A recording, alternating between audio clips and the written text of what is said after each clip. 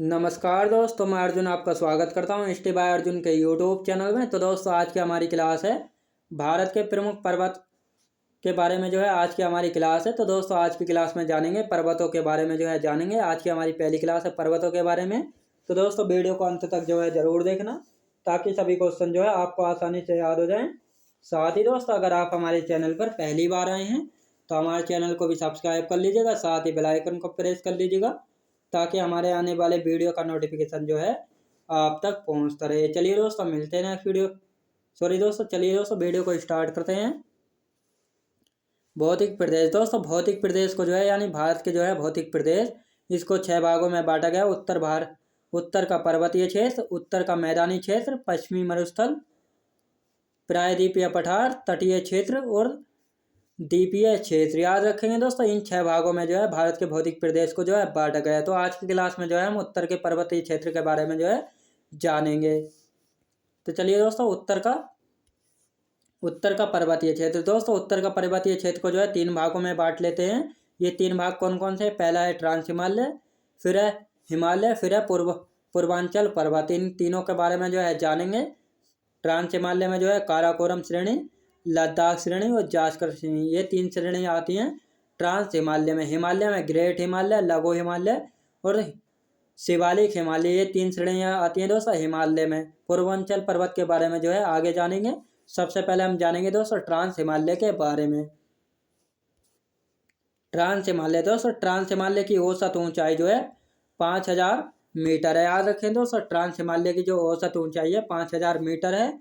भाग 3। दोस्तों, भाग यानी 3 भागों में बांटा गया, यानी ट्रांस हिमालय को 3 भागों में बांटा गया है। काराकोरम श्रेणी, लद्दाख श्रेणी और जास्कर श्रेणी, इन 3 भागों में बांटा गया है। यह हिमालय से प्राचीनतम पर्वत है, यानी हिमालय से पुराना पर्वत है ट्रांस हिमालय। याद रखें दोस्तों, आप पहली श्रेणी देखते हैं काराकोरम श्रेणी। काराकोरम श्रेणी के बारे में जानेंगे।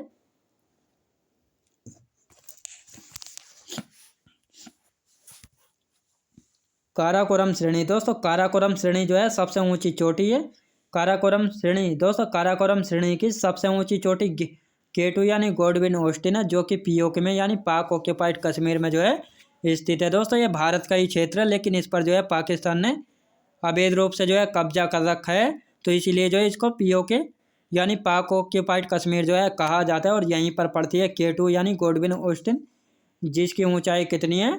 तो 8611 मीटर है K2 की ऊंचाई। याद रखेंगे, यह विश्व की दूसरी सबसे ऊंची चोटी। दोस्तों, K2 यानी गॉडविन ऑस्टिन विश्व की दूसरी सबसे ऊंची चोटी है।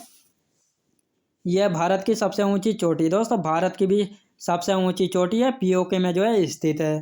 हिमनद यानी ग्लेशियर। दोस्तों, हिमनद यानी ग्लेशियर, सियाचिन ग्लेशियर सबसे ऊंचा युद्ध स्थल है, जो कि कहाँ पर पड़ता है? तो काराकोरम श्रेणी में ही पड़ता है सियाचिन ग्लेशियर, जो कि सबसे ऊंचा युद्ध स्थल है। याद रखेंगे। अब आते हैं दूसरी श्रेणी। दूसरी श्रेणी कौन सी है दोस्तों? लद्दाख श्रेणी है दूसरी श्रेणी। लद्दाख का अर्थ है दोस्तों लाख दर्रों का घर। याद रखेंगे दोस्तों, लद्दाख का अर्थ यानी लाख दर्रों का घर। भारत का सबसे ठंडा स्थान है द्रास, जो कि कहाँ पर पड़ता है? लद्दाख में पड़ता है। इसकी सबसे ऊंची चोटी कौन सी है? तो लद्दाख श्रेणी की सबसे ऊंची चोटी है लाकापोशी। सिंधु नदी लद्दाख और जास्कर श्रेणी के मध्य बहती है। याद रखें दोस्तों, सिंधु नदी किन 2 श्रेणियों के मध्य होकर बहती है? तो लद्दाख और जास्कर श्रेणी के मध्य होकर बहती है। लद्दाख और जास्कर श्रेणी किस पर्वत की श्रेणियाँ हैं? तो ट्रांस हिमालय की श्रेणियाँ हैं। अब तीसरे नंबर की श्रेणी आती है दोस्तों, जास्कर श्रेणी आती है तीसरे नंबर पर। जास्कर श्रेणी सबसे ऊंची चोटी कौन सी है दोस्तों? जास्कर श्रेणी इसकी सबसे ऊंची चोटी है कामेत। शेषनाग एवं बैरीनाग झीलें यहीं पर पड़ती हैं और झेलम नदी का उद्गम होता है। दोस्तों, शेषनाग झील से झेलम नदी का उद्गम होता है। याद रखें दोस्तों, झेलम नदी का उद्गम कहाँ से होता है? तो शेषनाग झील से होता है। और कहीं कहीं पर बैरीनाग झील भी देखने को मिल जाता है। तो बिल्कुल भी कन्फ्यूज नहीं होना है। अब आते हैं दोस्तों हिमालय पर्वत। हिमालय पर्वत लंबाई कितनी है दोस्तों? लगभग 2400 से 25 किलोमीटर की लंबाई है हिमालय पर्वत की। POK के नंगा पर्वत से लेकर अरुणाचल प्रदेश के नामचा पर्वत तक फैला। याद रखेंगे, यानी हिमालय पर्वत की लंबाई कितनी है? तो हिमालय पर्वत की लंबाई है लगभग 2400 से लेकर 2500 किलोमीटर तक। यह पीओके में पड़ता है। नंगा पर्वत वहाँ से लेकर जो है अरुणाचल प्रदेश के नामचा पर्वत तक जो है फैला हुआ है हिमालय पर्वत। यह एक बलित पर्वत है दोस्तों। इसको एक बलित पर्वत क्यों कहा गया, ये क्योंकि यह टेढ़ा मोड़ा पर्वत है, इसीलिए जो है इसको एक बलित पर्वत जो है कहा गया है। अब आते हैं दोस्तों विश्व की नवीनतम पर्वत श्रृंखला। दोस्तों विश्व की जो है नवीनतम पर्वत श्रृंखला यानी हिमालय पर्वत जो है विश्व की नवीनतम पर्वत श्रृंखला है, इसलिए इसका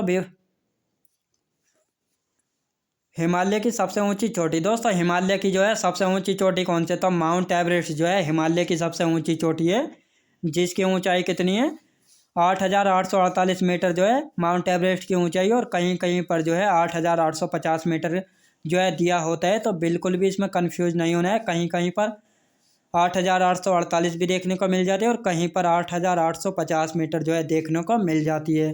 तो इस बात को लेकर जो है बिल्कुल भी जो दोस्तों कंफ्यूज जो है नहीं होना है।